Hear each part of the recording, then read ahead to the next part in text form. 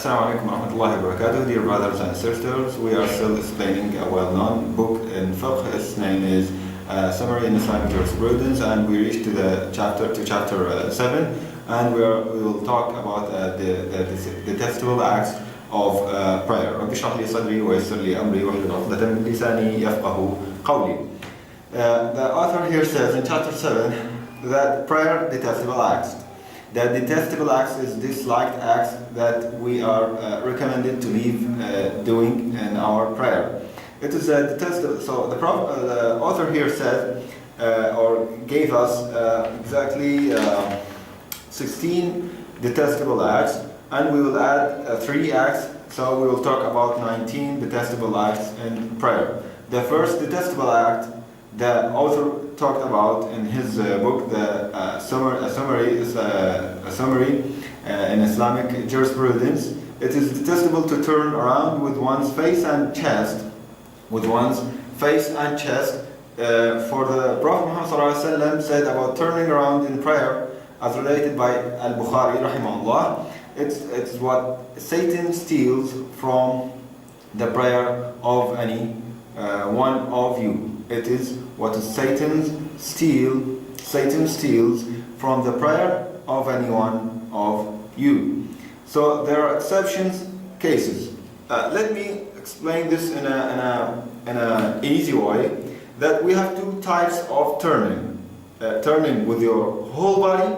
You turn your body to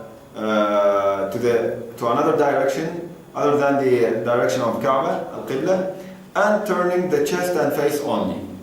So if the direction of Al-Kaaba this way, so you turn like this only, your face and chest only. But some people, they turn themselves, the whole body, to another direction other than the direction of Qibla, the direction of Kaaba.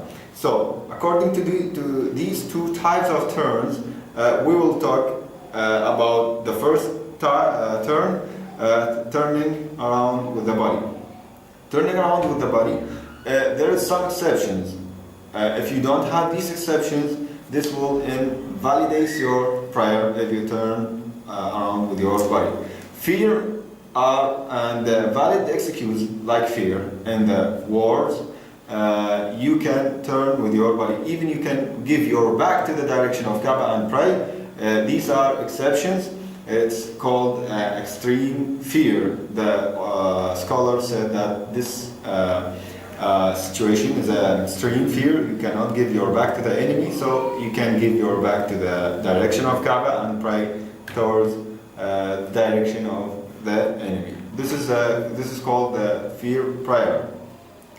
Other excuses like this excuse, you can turn around. You can turn around and give your back. Even you can give your back, as we said, to the direction of Kaaba. Otherwise, if you turn your body, this will invalidate your prayer. The second type of turn is that you turn with your face and chest. With your face and chest only. It is permissible to turn your face and chest when it is necessary, and if there is no necessity for that, it is a detestable act to turn your chest and face. It is a detestable. It will not invalidate. It will not revoke your prayer. It will be an detestable act while performing prayer, turning your chest and face without any necessity. The second point, it is also detestable to look toward the sky during prayer. So it is a detestable act to look at the sky when you are praying like this, and you look like this. Sometimes some people, when they do supplications, they are doing dua while they are sitting for the sit between the 2 prostrations, for example, they look to the sky. This is a detestable act. The Prophet Muhammad ﷺ said, "What's wrong with those people who look toward the sky during prayer?" And the Prophet Muhammad ﷺ criticized such an act so bitterly that he continued saying they should stop looking toward the sky during prayer, or else their eyesight would be taken away. as we have previously mentioned, one should look only at the position of the prayer. In the previous lessons, we talked that when you look, where you look to the prostration position. Only one place you look to in the prayer. When you point with your index finger, you look at your index finger. That's it. Why? Because one should never let one's sight wander everywhere during prayer, looking at the walls sometimes, engraved patterns. You know that most of our masjids, mosques now are engraved, has paintings, engraved, these things, patterns. So some people sometimes they look at the ceiling and looking at the lights. Sometimes there is some verses written on the walls of some of the masjids. So they look at these things. Some people they look at some praying people. They look at the people who are coming, going out, going in the masjid, leaving them, look here and there. They wander their eyesight while they are performing prayer. This is a detestable act because this distracts one during prayer. Number 3, it's detestable to close one's eyes during prayer unnecessarily. So, if you, as we said, if you have such things like in some masjids, you see marks or signs of luxury. Some verses written here, names exalted of Allah, exalted names of Allah. Sometimes some ornaments here and there, engraved paintings in some of the masjids. Even the carpets has some paintings on it. So if you have all these distractions in your prayer, you can close your eyes to get the submission, to get the tranquility while you're praying. Otherwise, if you don't have these excuses, that means it's not necessary to close your eyes. You need to look at the position of your prostration, and it is detestable for you to close your eyes. Otherwise, it is detestable for you to close your eyes. But if you have all these things that may distract distract you while performing prayer, so in order to get the tranquility, submission in my prayer, I close my eyes. Here it is okay and it's not detestable. Maybe it will be recommended for you to close your eyes in such cases. It's detestable, number 4, to squat while performing the prayer, because Muhammad ﷺ said when you raise your head after prostration, do not squat as a dog squats. Prophet Muhammad ﷺ, in all our life, especially in our prayer, he doesn't want us to imitate animals in our moves and in our acts. So the Prophet Muhammad ﷺ here says, do not squat like a dog squats. How is that? Some people sit on their butt and leave their 2 legs aside and put their butt on the floor. This is squat dog. It is detestable to sit this way. Number 5, it's also detestable to lean on a wall. Not touching the wall, because sometimes some of the masjids are very crowded. You can touch the wall, no problem with that. Here the author is talking about leaning on the wall. That means that you're not standing alone. You're taking taking the help of the wall. Like here he says, it's detestable to lean on a wall or the like when standing during prayer, unless in the case of necessity, such as an illness or the like, as leaning on something facilitates standing up. You're taking the help from the wall, you are facilitating your standing by or with the wall. It is detestable. Number 6, it is detestable to put one's forearms flat while prostrating, stretching them with elbow touching the ground. Prophet Muhammad said, perform the prostration properly and do not put your forearms flat with the elbows touching the ground like a dog. Like this. When you do the prostration, this is the ground. Okay, you put your two palms or hands on the ground and lift your hand this way. So as we said before in the manner of prayer, when you put your hand like this, we said that you have to put 7 parts of your body on the ground, the two palms, your forehead and nose is 3, 2 knees, and the toes of your both feet. So these are 7 parts of your body should touch well the ground. When you put your palm on the ground like this, you make like this. So when you go for prostration, you do like this. Don't put your hand on the ground and all your forearm and elbow touching the ground. This is a detestable act while performing prostration.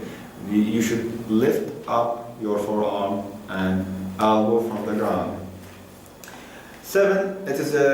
It is detestable as well to trifle in prayer, such as playing with one's leg, beard, garment, or anything else during prayer, or playing with one's hand on the ground, and so on. These things, it is detestable. It's clear.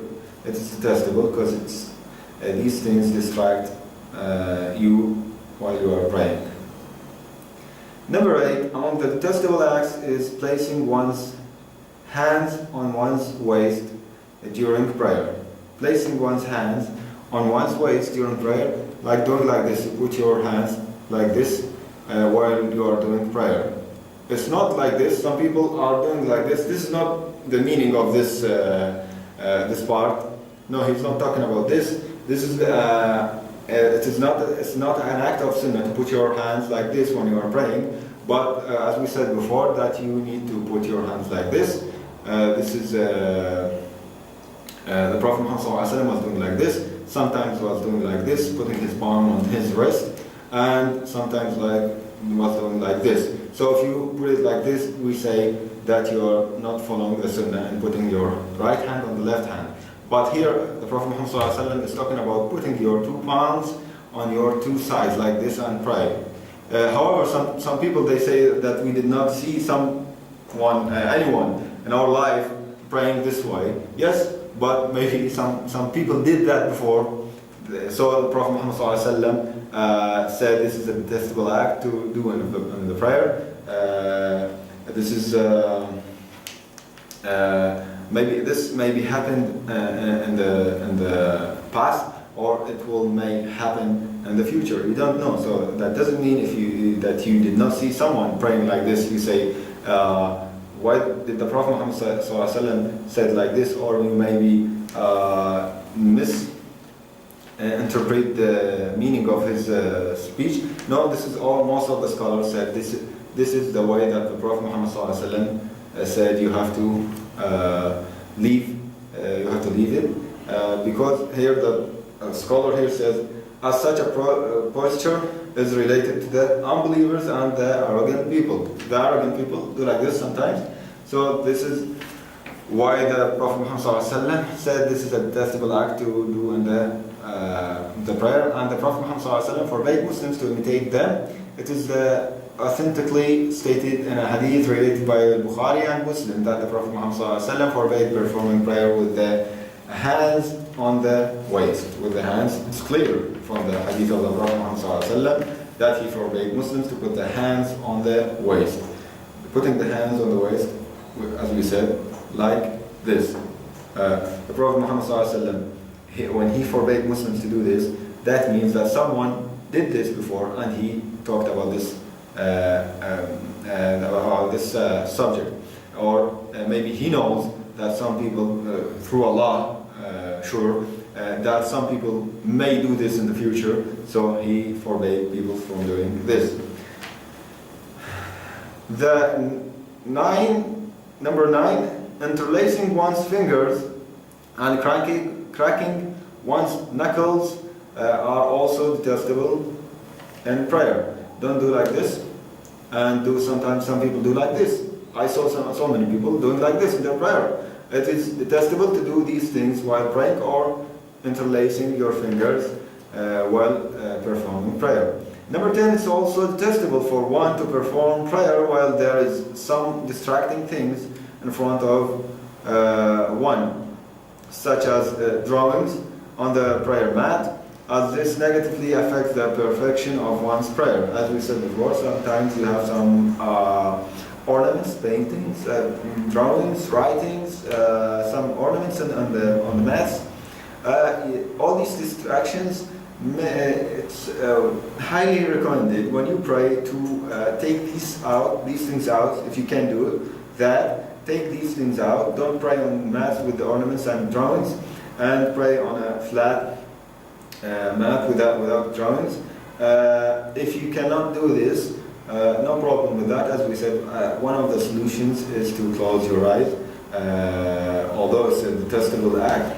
But in these cases, you can close your eyes, as the Imam Ibn Qayyim mentioned in one of his books. Number 11, it's detestable to perform prayer in a place where there are paintings or drawings, as this in a way resembles idolatry. He says that do not pray here when in some places maybe that you find some sculptures of humans, animals, so it's forbidden to do sculptures or take or own these sculptures and put it in our houses. The Prophet Muhammad forbade Muslims to own these such sculptures that have souls. Not all sculptures. Sometimes you have sculptures of trees, some natural roses and other things, paintings of nature. No problem with that. We're talking only about the creatures that have souls, like humans and animals. It's forbidden for us to put these sculptures and paintings on the walls or on our houses. So here the author said it resembles idolatry, so don't pray in a place that has these things, because you know that the Prophet Muhammad said that the angels will not enter the houses that have such things. At number 12, it is detestable to perform prayer while being disturbed by something such as one's need to answer the call of nature. If you want to go to the bath, you go first, then you do your prayer. These things might distract you from doing or performing your prayer with tranquility and submission. Or being disturbed by extreme hot or cold weather, or extreme hunger or thirst, as such issues hinder one from performing prayer tranquilly and submissively. Anything. Here is giving some examples. Extreme hot weather, extreme cold weather, you need to go to the bath, answering the call of nature, hunger, thirst, any other things. Like sometimes moms, they have their children crying. Sometimes they are hungry, so feed them, let them feel good, don't leave them crying, and you go pray. Prayer is not something that you need only to do like this. No, you need to perform your prayer submissively and tranquilly. So make all the conditions good for doing or for performing the prayer. It's also detestable to perform, number 13, to perform prayer in the presence of delicious food. One desires, delicious food, one desires. As the Prophet Muhammad said in a hadith, it's an authentic hadith, that no prayer should be performed when the food is present. No prayer should be performed when the food is present or when one is prompted by a call of nature. The second part of the hadith is talking about the previous point number 12. So, no prayer should be performed when the food is present or when one is prompted by the call of nature. So here the author said presence of delicious food. So what about not delicious food? If the food you don't like? Exactly the meaning of this hadith, no prayer should be performed when the food is present. That means when you need to eat, when you feel hungry, very hungry, this hunger will affect your prayer, will affect the tranquility and submission of your prayer. Whether it's delicious or not delicious food, it depends on how much you want that food. This is the reason why the Prophet Muhammad ﷺ said no prayer should be performed in the presence of food. Sometimes you have the food here and you don't want to eat it even. So why you stop your prayers? Why you don't pray? Go pray. Then if you want to come eat. So here the reason or the meaning, the real meaning of this hadith is that when you need to eat and the food is there, don't leave the food and go for prayer. Don't leave the food and go for prayer, no problem. Even if it's a congregational prayer. Some scholars said that the congregational prayer is obligatory.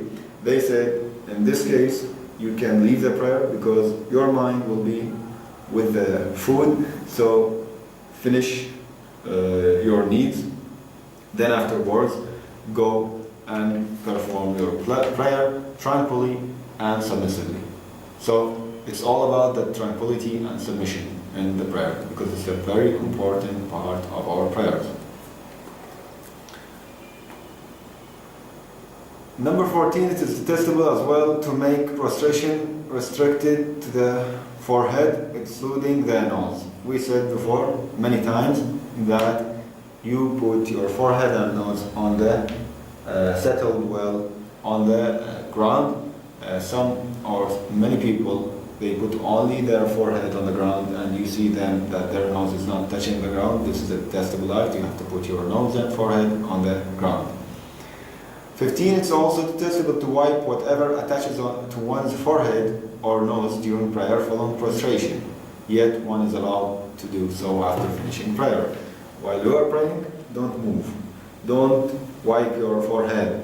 Since the Prophet Muhammad ﷺ, according to one of the authentic hadiths, he was praying in the Al-Masjid al-Nabawi, his masjid in Medina, and it was raining, and he was doing prostration in that masjid on the mud. So when he finished his prayer, the companions said that they saw the trace of mud on his forehead, sallallahu alaihi wasallam. So that means he did not wipe his forehead while performing his prayer. You can, however, you can wipe your forehead or clean yourself after finishing your prayer. Number 16, during prayer, it is detestable to play with one's beard, to hem one's garment, to clean one's nose, or the like, as this distracts one's attention in prayer. This is the 16 points that the author talked about in the detestable acts in prayer. Now we add 3 points covering the mouth. It is a detestable act. Some people, they have their head wraps. They have their head wraps, so they cover their mouths while praying. While praying, no, don't cover your mouth. While praying it is a detestable act. Praying without the sutra, the prayer screen. It's called sutra, prayer screen. You have to put something in front of you so as not something can or may cut or move in front of you while you performing your prayer. Like animal, if you're praying outside, like men, women, children, all these will cut or will lessen the rewards of your prayer. So you have to put something which is called sutra or prayer screen, screen in front of you. This prayer screen can be a pole, can be a stick, can be a bottle of water, can be a wall. Even the Prophet Muhammad prayed to his camel. He put his camel in front of him, sat in front of him, and he was praying to the camel. Some scholars said that the sunnah of this prayer screen is to be 50 centimeter height, and it's to be an arm distance from your prostration position. You put it about nearly arm between the prostration position and your prayer screen. The 19th, yawning. So if you need to yawn while you're performing your prayer, try to stop it, or try to stop that from happening while you are praying, since it is a detestable act to perform while praying. In a brief, Muslims are required to stand before Allah during prayer in full devotion, in both heart and soul, doing nothing that may distract them, or for Allah says, maintain with care the obligatory prayers, and in particular the middle prayer, which is Asr prayer, and stand before Allah devoutly obedient. The author states here, accordingly, Muslims are required to perform prayer attentively, submissively, and devoutly, observing what is decreed to be done therein, and refraining from whatever acts or words that may affect its validity. This is why we have to take care of all these things we talked about this lesson and the previous lessons to perform our prayers in the most perfect way that Allah wants us to do. By doing so, their prayer will be performed properly, both in form and essence. It will be a valid and sufficient prayer. This is the end of our lesson, and here we finished chapter 7. Hope we can meet you in the next lesson and talking about chapter 8.